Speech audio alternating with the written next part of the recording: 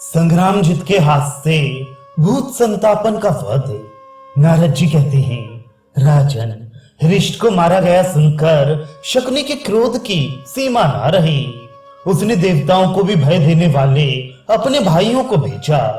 भूत संतापन नामक दैत्य हाथी पर चढ़कर निकला, वृक दैत्य गधे पर और काल नाव सुअर पर चढ़कर आया।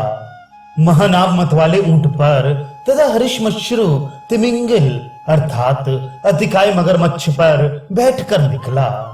मयासुर का बनाया हुआ एक विजयशील रथ था, जिस पर वैजयंती पताका फहराती थी, इसलिए वह वैजयंत और जैत्र कहलाता था। उसका विस्तार 5 योजन का था और उसमें 1000 घोड़े जुटे हुए थे।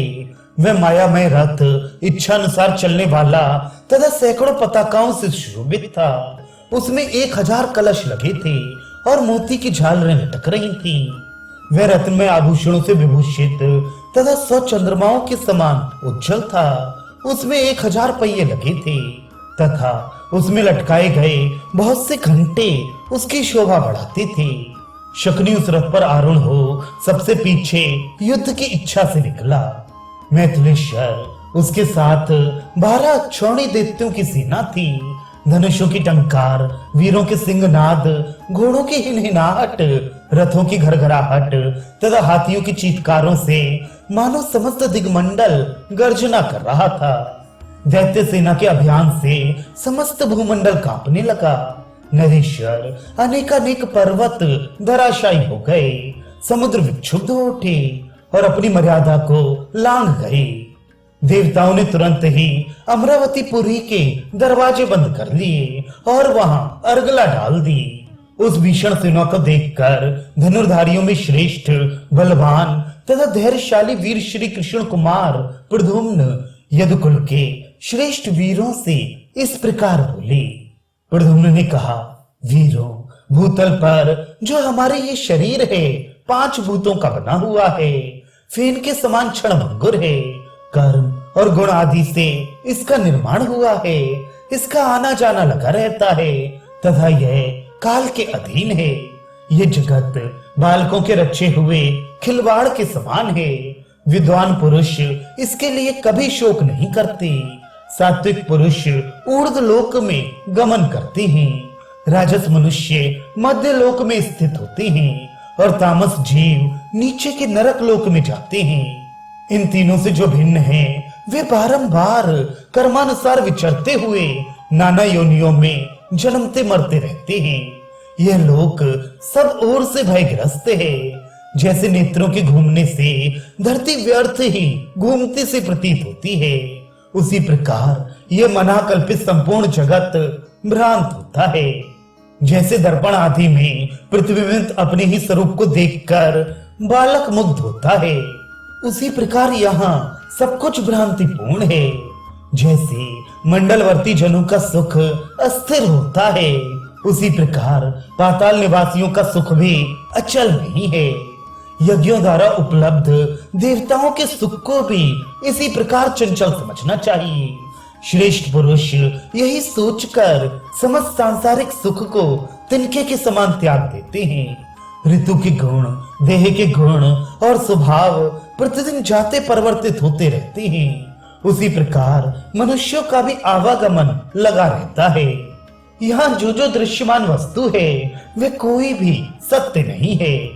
जैसे यात्रा में राहगीरों का समागम होता है और फिर सबके सब जहां तहां चले जाते हैं, उसी प्रकार यहाँ सब आगमापाई है, कुछ भी स्थिर नहीं है। जैसे इस लोक में देखी हुई वस्तु उल्का या विद्युत विलास के समान अस्थिर है, उसी प्रकार पारलौकिक वस्तु के विषय में भी समझना चाहिए। उन दोनों से क्या प्रयोजन सिद्ध होता है। अतः सर्वत्र परमेश्वर श्री हरि को देखते हुए कल्याण मार्ग का निश्चय करके सदा उसी पर चलना चाहिए। जैसे जलपात्रों के समूह में सर्वत्र एक ही चंद्रमा प्रतिबिंबित होता है तथा जैसे समिधाओं के समुदाय में एक ही अग्नि तत्व का बोध होता है, उसी प्रकार एक ही परमात्मा भगवान स्वयं निर्मित देहधारियों के भीतर और बाहर अनेक सा जान पड़ता है। जो ज्ञान निष्ठ है, अत्यंत वैराग्य का आश्रय ले चुका है, भगवान श्री कृष्ण का भक्त है और किसी भी वस्तु की अपेक्षा नहीं रखता, वे तपोवन में निवास करे या घर में, उसे तीनों गुण सर्वथा स्पर्श नहीं करते। इसीलिए सन्यासी जिसने परात्पर ब्रह्म का साक्षात्कार कर लिया है, सदा सुखी एवं आनंदमय हो बालक की तरह विचरता है। जैसे मदिरा के मद से अंधा हुआ मनुष्य ये नहीं देखता कि मेरे द्वारा पहना हुआ वस्त्र शरीर पर है या गिर गया, उसी प्रकार सिद्ध पुरुष समस्त सिद्धियों के कारणभूत शरीर के विषय में ये नहीं देखता कि वह प्रारब्ध वश है या गिर गया, अथवा कहीं आता है या जाता है। जैसे सूर्योदय होने पर सारा अंधकार नष्ट हो जाता है, जैसे घर में रखी हुई वस्तु लोगों को यथावस्थित रूप से दिखाई देने लगती है, उसी प्रकार ज्ञानोदय होने पर अज्ञान अंधकार मिट जाता है और अपने शरीर के भीतर ही परब्रह्म प्रकाशित होने लगता है। जैसे इंद्रियों के पृथक पृथक मार्ग से तीनों गुणों के आश्रयभूत परमार्थ वस्तु का सम्यक ज्ञान नहीं हो सकता, उसी प्रकार अनंत परमात्मा का एकमात्र अद्वितीय धाम मुनियों के बताए विभिन्न शास्त्र मार्गों द्वारा पूर्णतः नहीं जाना जा सकता। कुछ लोग वैष्णव धाम को परम पद बताते हैं, कोई वैकुंठ को परमेश्वर का परम धाम कहते हैं, कोई अज्ञान अंधकार से परे जो शांत स्वरूप परम ब्रह्म है उसे परम पद मानते हैं, और कुछ लोग कैवल्य मोक्ष को ही परम धाम की संज्ञा देते हैं। कोई अक्षर तत्व की उत्कृष्टता का प्रतिपादन करते हैं, कोई गोलोक धाम को ही सबका आदि कारण कहते हैं, तथा कुछ लोग भगवान की निज लीलाओं से परिपूर्ण निकुंज को ही सर्वोत्कृष्ट पद बताते हैं। मननशील मुनि इन सबके रूप में श्री कृष्ण पद को ही प्राप्त करता है। नारद जी कहते हैं, राजन, श्री कृष्ण कुमार प्रद्युम्न की ये बात सुनकर धैर्यवर्धक ज्ञान प्राप्त करके हर्ष और उत्साह से भरे हुए समस्त यादव श्रेष्ठ वीरों ने शस्त्र ग्रहण कर लिए। फिर तो सीता गंगा के तट पर यादवों के साथ दैत्यों का तुमुल युद्ध हुआ, वैसे ही जैसे समुद्र के तट पर वानरों के साथ राक्षसों का हुआ था। रथी रथियों से, पैदल पैदलों से, घुड़सवार घुड़सवारों से और गजारोही गजारोहियों से जूझने लगे। महावतों से प्रेरित हुए हौदों से सुशोभित कुछ उन्मत्त गजराज मेघाडंबर से युक्त गिरिराजों के समान दिखाई देते थे।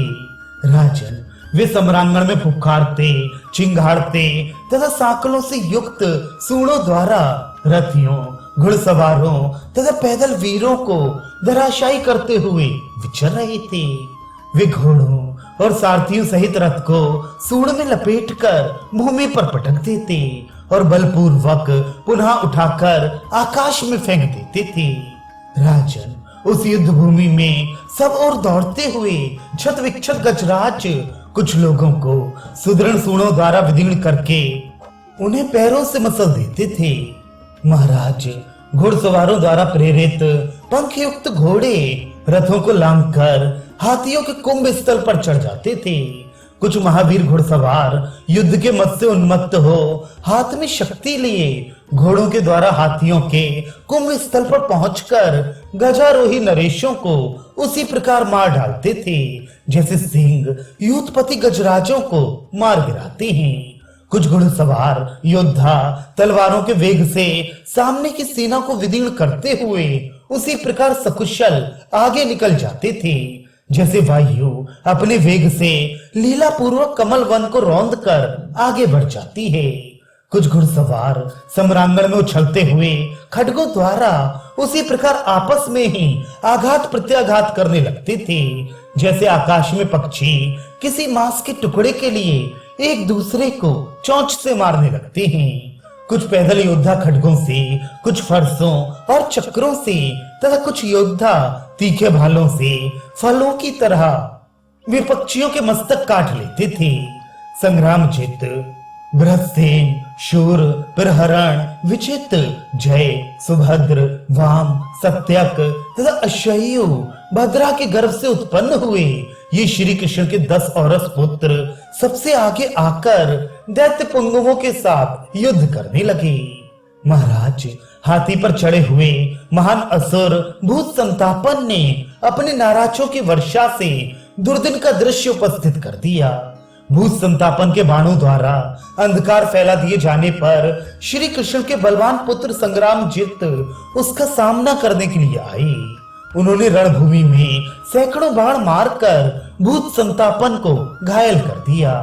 तब बलवान भूत संतापन ने प्रलय काल के समुद्रों के संघर्ष से प्रकट होने वाले भयंकर घोष के समान टंकार ध्वनि करने वाली संग्रामजित के धनुष की प्रत्यंचा को काट दिया। तब संग्रामजित ने विद्युत के समान दीप्तिमान अपना दूसरा धनुष लेकर उस पर विधि पूर्वक प्रत्यंचा चढ़ाई, फिर 100 बाण छोड़े।